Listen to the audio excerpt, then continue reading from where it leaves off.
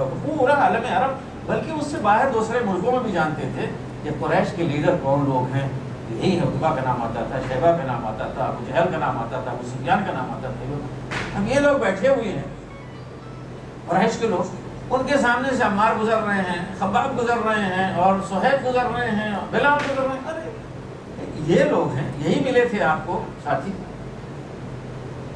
یہ لوگ ہیں کہ جنہیں اللہ نے برگزیدہ کیا ہے پوری دنیا میں سے لے دے کے، یہی ملے ہیں اور ان کی دعوت کو قبول کرنے والے یہ لوگ مطلب مذاق اڑاتے تھے. ان لوگوں کی کمزوری اور معاشرے کے ڈاؤن ٹراڈن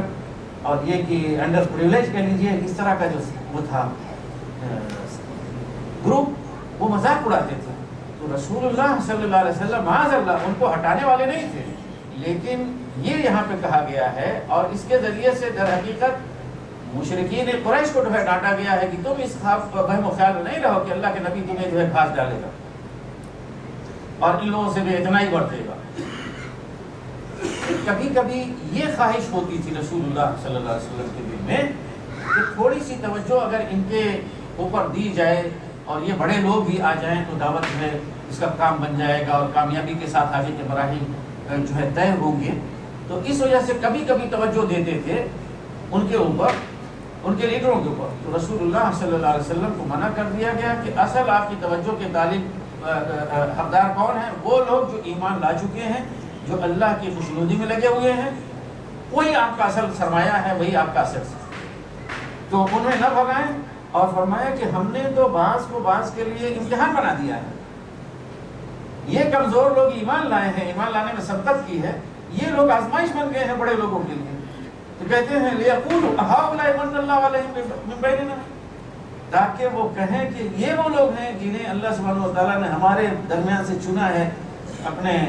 احسان کے لیے، اپنے فضل و کرم کے لیے، یعنی یہی برگزیدہ لوگ ہیں. تو مطلب یہ کہ غریب لوگوں کا ایمان بڑے لوگوں، امیر لوگوں کے لیے آزمائش بن گئے. یہ لوگ اگر آگے تو ہم کیسے آئیں گے؟ اور اسی طرح سے غریب لوگوں کے لیے آزمائش وہ بن گئے کہ بیچاری یہ غربت پہ ایمان لائے اور ایمان لانے کی سزا ان کو یہ بھگتنی پڑی کہ بڑے لوگ انہیں ستاتے تھے. تو ہر ایک دوسرے کے لیے آزمائش تھا.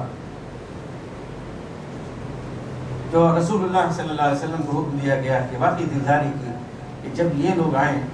جو ہماری آیات پر ایمان رکھتے ہیں، اے نبی صلی اللہ علیہ وسلم، جو ہماری آیات پر ایمان لاتے ہیں، یعنی وہی غریب صحابہ کرام جو آپ کے پاس آئے تو ان سے کہیں السلام علیکم. ترجمے سے حق ادا نہیں ہوتا واقعی، اور وہ اسپرٹ، وہ روح جو ہے نا منتقل نہیں ہوتی. اللہ سبحانہ و تعالیٰ ان تک سلام پہنچا رہا ہے. نبی کہو سلام علیکم، مطلب یہ نہیں کہ نبی کہہ رہے ہیں السلام علیکم، اللہ کا سلام یہ پہنچا دو ان کو، سلام علیکم، تم پر سلام. کب اس پہ لوگ غور کرتے ہیں؟ لوگ ترجمہ سن کے اسے گزر جاتے ہیں. اب سوچیں کہ یعنی کیسی غربت اور کیا، یعنی اللہ سبحانہ و تعالیٰ کی طرف سے پیغام ملا ہے نبی کو کہ ان کو بندوں کو پہنچا دو میرا سلام. اللہ سبحانہ و تعالیٰ ان کو سلام علیکم. ان کے مقام مرتبے کے کیا کہیں؟ قل إني نهيت أن أعبد الذين تدعون من دون الله قل لا أتبع أهواءكم قد ضللت إذا وما أنا من المهتدين قل إني على بينة من ربي وكذبتم به ما عندي ما تستعجلون به إن الحكم إلا لله يقص الحق وهو خير الفاصلين قل لو أن عندي ما تستعجلون به لقضي الأمر بيني وبينكم والله أعلم بالظالمين وعنده مفاتح الغيب لا يعلمها إلا هو ويعلم ما في البر والبحر وما تسقط من ورقة إلا يعلمها ولا حبة في ظلمات الأرض ولا رطب ولا يابس إلا في كتاب مبين وهو الذي يتوفاكم بالليل ويعلم ما جرحتم بالنهار ثم يبعثكم فيه ليقضى أجل مسمى ثم إليه مرجعكم ثم ينبئكم بما كنتم تعملون وهو القاهر فوق عباده ويرسل عليكم حفظة حتى إذا جاء أحدكم الموت توفته رسلنا وهم لا يفرطون ثم ردوا إلى الله مولاهم الحق ألا له الحكم وهو أسرع الحاسبين قل من ينجيكم من ظلمات البر والبحر تدعونه تضرعا وخفية لئن أنجانا من هذه لنكونن من الشاكرين قل الله ينجيكم منها ومن كل كرب ثم أنتم تشركون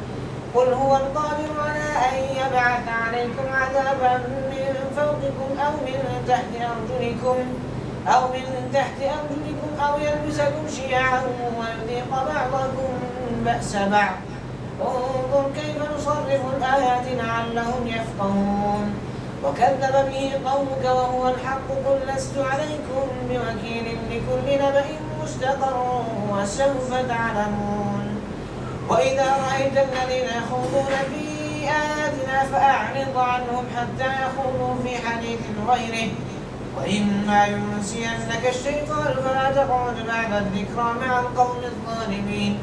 وما على الذين يتقون من حسابهم من شيء ولكن ذكرى لعلهم يتقون وذر الذين اتخذوا دينهم لعبا ولهوا وغرتهم الحياة الدنيا وذكر به أن تبسل نفس بما كسبت ليس لها من دون الله ولي ولا شفيع وإن تعدل كل عدل لا يؤخذ منها أولئك الذين أبسلوا بما كسبوا لهم شراب من حميم وعذاب أليم بما كانوا يكفرون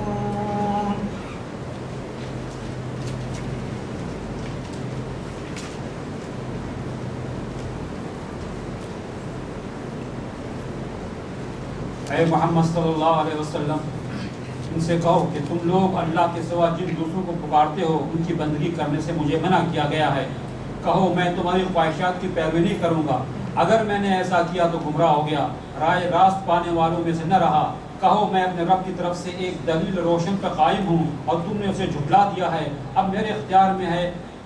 اب میرے اختیار میں وہ چیز ہے نہیں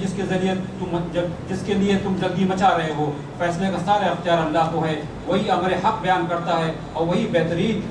فیصلہ کرنے والا ہے کہو اگر کہیں وہ چیز میرے اختیار میں ہوتی جس کی تم جلدی مچا رہے ہو تو میرے اور تمہارے درمیان کبھی کا فیصلہ ہو چکا ہوتا مگر اللہ زیادہ بہتر جانتا ہے کہ ظالموں کے ساتھ کیا معاملہ کیا جانا چاہیے اسی کے پاس غیب کی کنجیاں ہیں جنہوں نے اس کے وقت کوئی نہیں جانتا بحر و بر میں جو کچھ ہے سب سے واقف ہے درخت سے گرنے والا کوئی پتا ایسا نہیں ہے جس کا اسے علم نہ ہو زمین کی تاریک پردوں میں کوئی دانہ ایسا نہیں ہے جس سے وہ باخبر نہ ہو خشک و تر سب کچھ ایک کھلی کتاب میں لکھا ہوا ہے وہی ہے جو رات کو تمہاری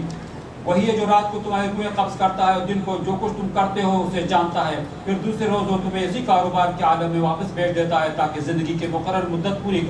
کرو آخرکار اسی کی طرف تمہاری واپسی ہے پھر وہ تمہیں بتا دے گا تم کیا کرتے رہے ہو اپنے بندوں پر وہ پوری قدرت رکھتا ہے اور تم پر نگرانی کرنے والے مقرر کر کے بھیجتا ہے یہاں تک کہ جب تم میں سے کسی کی موت کا وقت آ جاتا ہے تو اس کے بھیجے ہوئے فرشتے اس کی جان نکال لیتے ہیں اور اپنا فرض انجام دینے میں ذرا کوتاہی نہیں کرتے پھر سب کے سب اللہ اپنے حقیقی آقا کی طرف واپس لائے جاتے ہیں خبردار ہو جاؤ فیصلہ کے سارے اختیارات اسی کو حاصل ہیں اور وہ حساب لینے میں بہت تیز ہے اے محمد صلی اللہ علیہ وسلم ان سے پوچھو صحرا اور سمندر کی تاریکیوں میں کون تمہیں خطرات سے بچاتا ہے کون ہے جس سے تم مصیبت کے وقت گڑ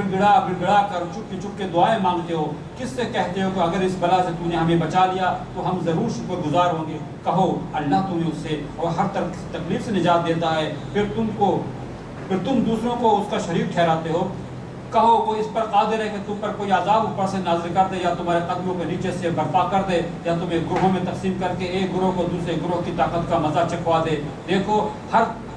ہم کس طرح بار بار مختلف طریقوں سے اپنی نشانیاں ان کے سامنے پیش کر رہے ہیں شاید کہ یہ حقیقت کو سمجھ لیں تمہاری قوم اس کا انکار کر رہی ہے حالانکہ وہ حقیقت ہے ان سے کہہ دو کہ میں تم پر حوالہ دار نہیں بنایا گیا ہوں ہر خبر کے ظہور میں آنے کا ایک وقت ہے ان قریب تم کو خود انجام معلوم ہو جائے گا اور اے محمد صلی اللہ علیہ وسلم جب تم دیکھو کہ لوگ ہماری آیات پر نکتہ چینیاں کر رہے ہیں تو ان کے پاس سے ہٹ جاؤ یہاں تک کہ اس گفتگو کو چھوڑ کر دوسری باتوں میں لگ جائیں. اور اگر کبھی شیطان تمہیں غلامی میں ڈال دے تو جس وقت تمہیں اس غلطی کا احساس ہو جائے اس کے بعد پھر ایسے ظالم لوگوں کے پاس نہ بیٹھو. ان کے حساب میں سے کسی چیز کی ذمہ داری پرہیزگار لوگوں پر نہیں ہے، البتہ نصیحت کرنا ان کا فرض ہے، شاید کہ وہ غلط روی سے بچ جائیں. چھوڑو ان لوگوں کو جنہوں نے اپنے دین کو کھیل تماشا بنا رکھا ہے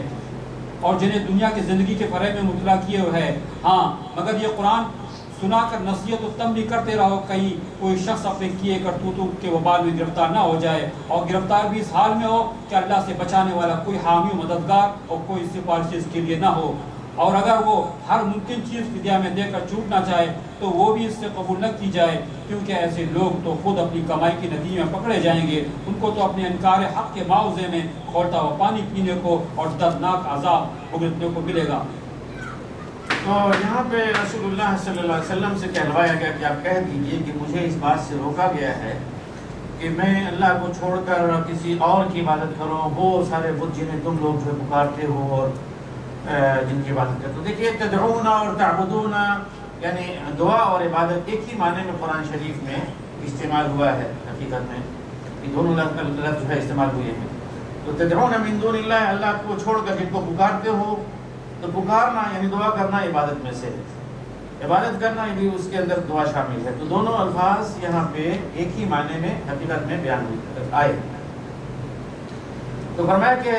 کہہ دو کہ میں تمہاری بدعتوں کی اتباع نہیں کرتا. اگر میں ایسا کروں یعنی تمہارے ہی نقش قدم پر چلوں، تمہاری طرح کا رویہ میں بھی اپناؤں تو میں تو گمراہ ہو جاؤں گا، راہ راست پہ نہ باقی رہوں گا. اور پھر وہ جو رسول اللہ صلی اللہ علیہ وسلم انہیں اپنی قوم کو انذار کرتے تھے، ڈراتے تھے کہ سدھرو، مان لو، ورنہ یہ کہ عذاب آ جائے گا، عذاب کی عزت میں آ جاؤ گے. تو جو قومیں ڈھیٹ ہو جاتی ہیں، جو لوگ ڈھیٹ ہو جاتے ہیں نا، تو ان کے اوپر اس طرح کی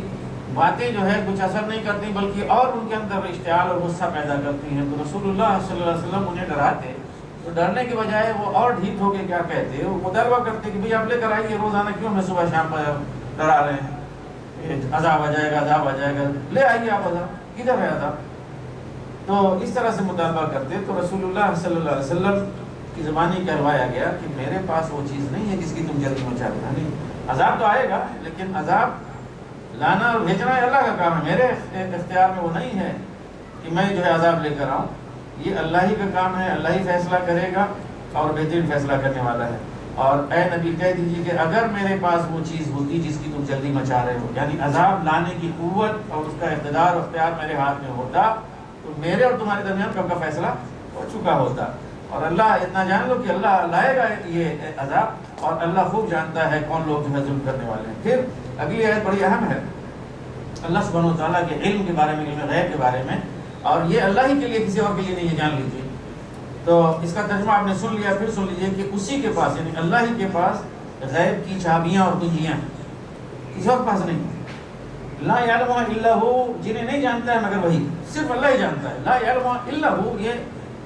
استثناء والا جو اسلوب ہے یہ صرف عربی زبان میں، ہمارے ہاں اردو زبان میں نہیں پایا جاتا. لا یعلمها الا ہو، اس کو جب اردو زبان میں فصیح اردو میں ترجمہ کریں گے تو کہیں گے صرف اللہ ہی اس کو جانتا ہے، کوئی اور نہیں جانتا. تو اور یہ کہ وہ اس کے علم کا حال یہ ہے کہ جو کچھ بھی ہے خشکی میں یا تری میں اس کو بھی جانتا ہے، اور کوئی بھی پتا جو گرتا ہے درخت سے، اب سوچ لیجیے کتنے پتے بیک وقت پوری دنیا میں گر رہے ہیں، جو بھی پتا کوئی گرتا ہے، اور یہ نہیں کہ دن میں، رات میں، کسی وقت، مگر اس کو جانتا ہے، اللہ اس کو جانتا ہے. نہ ہی کوئی دانہ زمین کی تاریکیوں میں، زمین کی تاریکیوں میں کسان روزانہ کتنے دانے جو ہے نا پوری دنیا میں ڈالتے ہیں، اور کتنے دانے جو ہے خود جو ہے زمین کے اندر جاتے ہیں، ان کا بھی علم اللہ کے پاس ہے. کوئی بھی چیز ہو خشکی میں یا تری میں، مگر سب کے سب ایک کتاب مبین میں لکھی ہوئی چیزیں. تو یہ تو اللہ سبحانہ و تعالیٰ کا علم ہے، اور یہ علم صرف اسی کے